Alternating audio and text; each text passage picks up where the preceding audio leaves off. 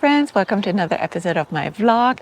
It's July 14th and it's hot. We have really high temperatures again, so I got something cool which I want to try out with you in the garden. It's a portable fan which hopefully provides a little bit relief and also keep the mosquitoes away, so we'll see that. But I wanted to show you one quick thing here on the deck, which is pretty cool because the loofah made it up the deck. So it has finally came up here, and there are the cucamelons coming. So that project seems to work well. Now they just need to produce something because they're not producing yet. So we will see. All the bunnies are enjoying our taller grass at the moment again.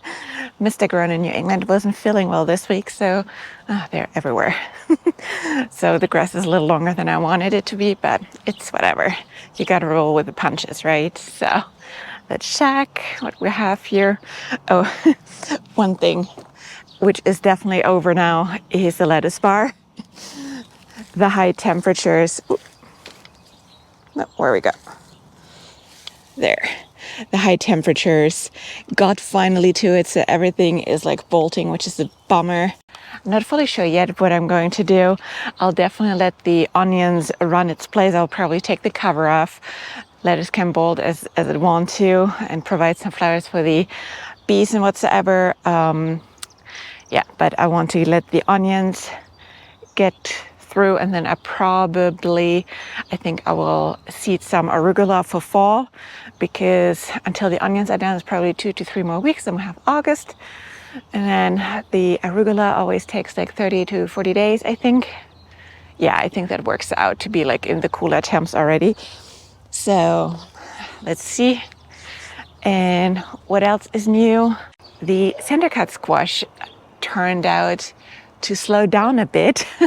I think the high temperatures put it down a little bit. So yeah, I'm not sad about it slowing down because we're still 10 in the fridge. So, oh, the other thing I did this weekend was to give the determinant tomatoes in really strong prune job on the bottom, because they were already causing some issues. We had so much heat and so much water, and when you don't have airflow, that's just inviting problems. So for that reason, I know they say you should not prune determinant tomatoes, but in my experience, they like a good pruning job from the bottom up. I didn't prune any suckers or anything.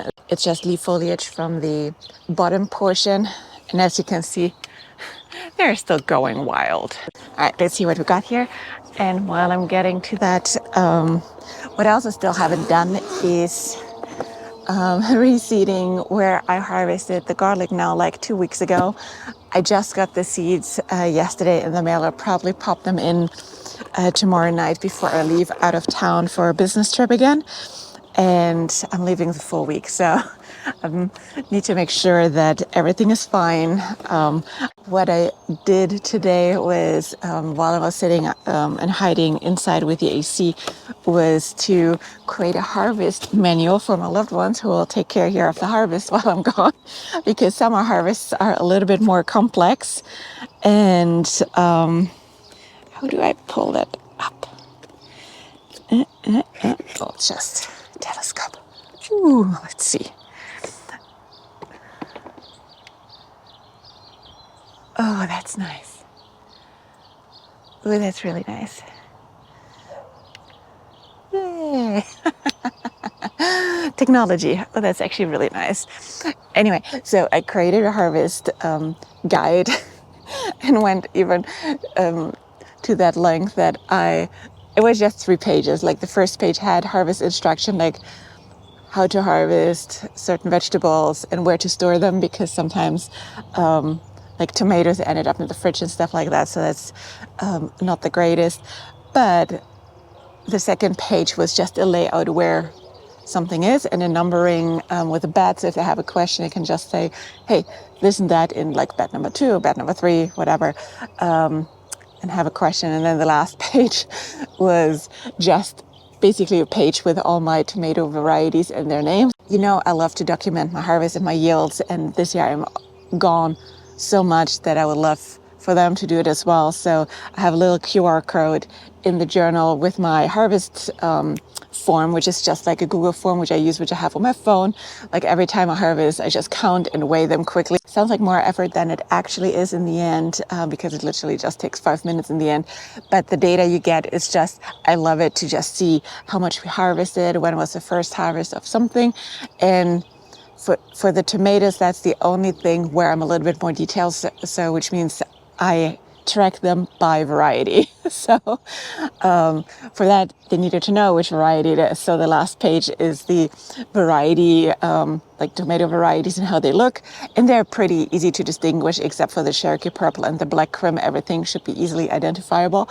But yeah, I know, nerdy, but I love it. I have now like 4 years of statistics to compare and contrast, which is really, really cool to just see how I yielded. And now that's like the second time with a large snapshot to see if I actually increased my yields on the same growing space. So yes, I love to see those data points. But yeah, we'll see how that goes. And I hope it's easy enough for them. Theoretically, then the upcoming week, they just needed to do it twice because I'm back Friday at the afternoon, so I can go and harvest myself. And Tuesday before I leave in the morning, I'll do quick harvest as well. So just 2 nights this week, and then probably in a couple more weeks, I'm a little bit longer gone for a conference. But yep, we just roll with the punches here. And then otherwise, so this Friday we have the garden tour coming up. I hope you'll enjoy it. A really detailed run through of everything, what is going on. This morning I recorded in how to harvest cut flowers with my beautiful zinnias, and you can see the backdrop is coming and loading here well. And yeah, just enjoying summer. I'm counting down the days to the first dahlia, although it might not be days, might be still a couple of weeks, but we have buds. We have buds on my seedling, we have buds on a few of the new varieties. So I'm really excited to see those. And yeah, and then otherwise, we'll see how we pluck along. Yeah, let me know what you're up to. We have a heat wave coming along again, although we had so much water over the weekend again with the storm, which dumped another 1.5 inch on us on Saturday. So I think the plants will be just fine. It's a quick one. It's like Tuesday, it's a peak of like 94, and then Wednesday it's like 91, and then everything after it's just low 80s, which will be a relief for everybody. Which, depending on how it looks, end of like on the next weekend's forecast, I'll probably go around and do my first round of fertilizing, because everything has been out for now more than like 6 weeks and has been performing very, very well. And with all of that rain, I always like to amend with some fertilizer, like in some sort of frequent, rhythm. To be honest, I typically just make it in the summer like twice or so. So it's not that I go around like ordinanza every week and fertilize the heck out of everything. But for my veggies, and because I also plant so dense for the cut flowers and the veggies, I really want to make sure that everything has the nutrients they need to perform well. So we'll see how that goes, and I'll take you along for that as well. So yeah, let me know what you're up to. You know, I always love to chat with you in the comments, and then otherwise, I'll see you next week.